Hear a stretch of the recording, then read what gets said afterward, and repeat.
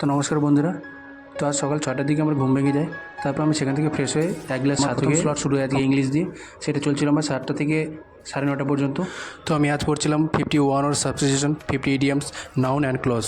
এগুলো কমপ্লিট করার পর কিছু কোশ্চেন ট্যাগ লাগিয়েছিলাম, সেটা চলতে থাকে অনেকক্ষণ ধরেই।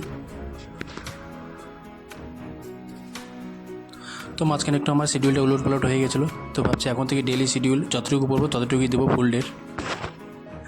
তারপর আমার প্রথম স্লট শেষ হলে চলে আসি একটু বাইরে মাইন্ড ফ্রেশ করার জন্য।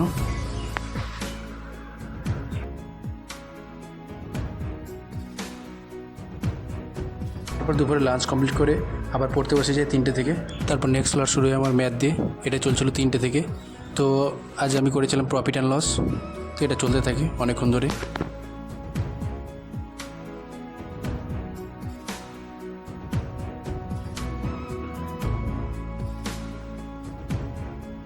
তো আমি প্রত্যেকদিন বিকেলের দিকে ঘুরতে বেরোই এই টাইমে, কারণ সন্ধ্যার সময় পড়ার আগে মাইন্ড ফ্রেশ একান্তই দরকার।